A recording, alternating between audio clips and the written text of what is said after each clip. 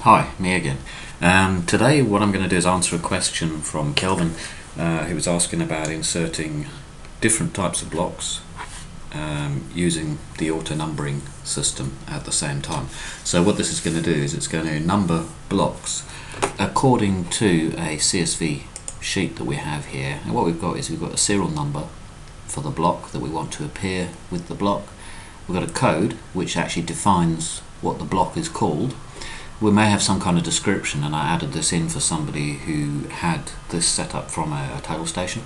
And what we then have is we have X, Y and Z coordinates for where that's going to go, so you can actually do this in 3D as well. Now it's really important to note here, if you don't have the Z coordinates, you mustn't leave any of these empty, because the way it saves as a CSV, you'll have a random comma at the end. So you do need to make sure that either you have all the zeros in there or you don't have the Z column at all. Okay, so once you've got set up like that, and the description of how that is, or how it's required to be set up, is all in here in the Lisp file. So this is the actual Lisp file, and you see I've just modified that now. This is the format that it needs to be set up in. Yeah. So ID, code, description, then X, Y, possibly Z. The Z value is optional, but you need to make sure that you take out the entire Z row or have something in the Z value for everything. I've also put in here, it says the header row has to be added. If I just go back here, row 1 contains a header. If you don't have the header in row 1, whatever is in row 1, that data will be ignored because it starts reading on row 2. You can just have that empty if you want, but there must be a header or something else in row 1. It will only start reading the data from row 2. Yeah. In fact, if you have, yes, you can have that empty if you want to, but it's much better just to put in a header like I've got here.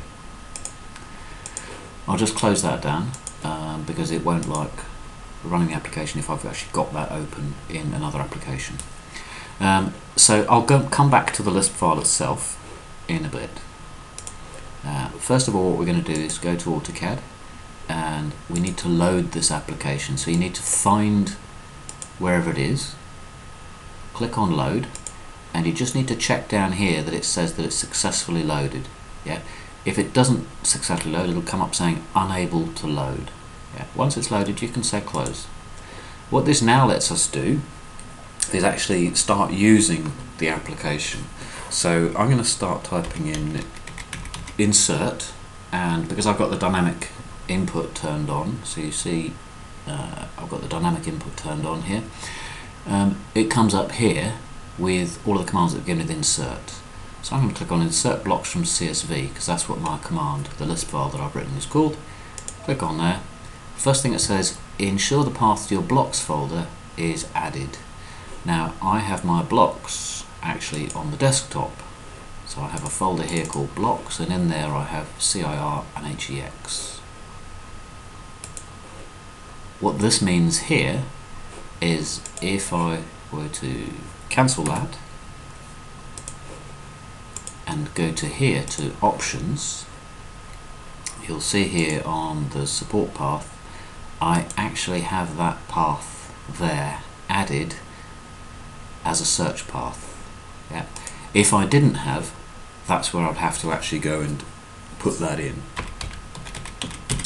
So insert blocks from CSV, ensure the path is added. It is, so I say OK, and now it's asking me where is the CSV file that I want to use for building all these blocks. Again, I've got that on my desktop, so I just click on desktop, come down here, there it is, and I'll click open. It's actually done it. I'm now going to zoom to the extents to see what it's actually done, and what it's done is it's put in not quite a circle because the zoom is the wrong level, forgive me circles. So I've got some multi-sided shapes here which are my circle block, and I've got some hexagons here which are my hexagonal block. Yeah, and you see that one's called hex, this one is called CIR. Yeah. The first one that came in, 1001, was a circle. Second was also a circle, the third was a hex, the fourth was a hex, fifth was a circle, and the sixth was another hex. So that's what it's done. It's put in these blocks at the coordinate points that they were supposed to come in at, and it's put the ID number as a number in the same place as the block. It's not an attribute on the block, it's just simply a label of a number. Let me show you something else here. If I go back to the home tag, it's also created separate layers for the 3 different elements it's put on. So one for every single type of block it's put on, and another one for the ID. And the reason the ID numbers are not as a part of the block is so that we can turn off all of the ID numbers at the same time just with a single click of a button. Or we can turn on or off the layers for objects. Yeah, so we can turn off or on the different icons. Yeah. You will notice, of course, that if you turn off one of the layers, the labels stay visible for that one that's turned off. If they were associated with the block itself, that wouldn't be the case, but then we couldn't turn off all of the labels at the same time. So the thing I wrote this for, it needed the labels to be turned off all at the same time. Okay, so that's essentially how it works. Let's go back and have a look at the Lisp file just to have a bit of a better understanding of how it's actually working. So what we have is we have the ID, the code, the description, and then we have X, Y, Z values. So the first thing it's going to do is it's going to ignore that first line of text because that's the headers. So that basically is here where it says read header. Yeah, so it's getting that first line of data and then it's jumping straight on to the second line of data. Actually, if your code didn't have a header, you could just remark out that line there and it would run perfectly without reading the header. Yeah. What it's going to do now is it's going to carry on running this. It's setting up a loop, so the while, as long as there is data in there. Now it thinks there's data as long as there's something in a row. If it comes to an empty row, it will stop. It thinks that's the end. So you've got to make sure you have no blank rows in your data. Okay, what it's now doing is it's looking for the position of the commas because this is a comma separated value, CSV file. So what it's doing is looking for the first comma that says the end of the ID, which therefore we can work out the ID length. Yeah? And we then do the same for the other parts of this. So the ID length we know, the code length we know, the description length we know. X, Y, Z we don't need to know how long they are because that's everything else. That's why we've put them at the end. So what we can then do is we can use the actual values. Yeah? So I've created this, which is an ID tag, which is whatever is in ID. Yep. Block code is whatever's in code. DESCR is whatever's in description. Now we're not actually using description here at all. Yeah, but you could at some point actually insert a table and actually put in the descriptions in there if you wanted to. What this is now doing is it's checking to see if the blocks, if a layer exists for the blocks to go on. If not, it creates a new layer with the name of the block as the layer name. And then what it does is it goes ahead and it inserts that specific block at its insertion point, which is the XY values, with X and Y scales and no rotation. Okay, this now checks to see if there's an ID layer for the labels, puts the labels on there. You'll notice the text settings in here and the location MC mid-center. That's where it goes, so it actually goes on to the base point for the block. The size is 0.25.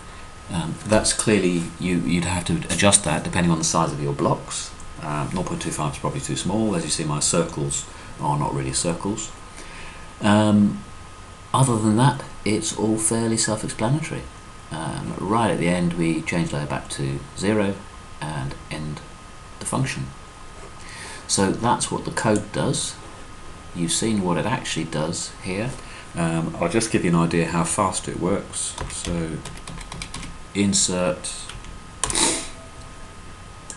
we'll just say OK. We're going to go to desktop to find the CSV file.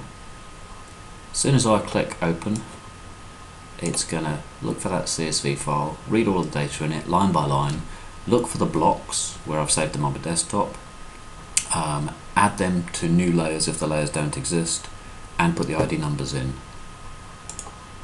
And that's how quickly it does it. It's not instantaneous, I will admit. I've run this with GPS data with several thousand lines of data, and it takes a couple of seconds to run, but it is pretty quick. Okay, like I say, that was an answer to a specific question. I hope it's answered the question. I do know that you wanted it where the numbers were attached as an attribute on the block. I'm working on that. I shall do that for you as well. But this one is just one that I had already in the bag, written with the numbers coming up so they can be put on a separate layer so that that layer could be turned off. Okay, I hope that's been useful to you and possibly someone else. I'm the Adobe Guy, and thank you for listening.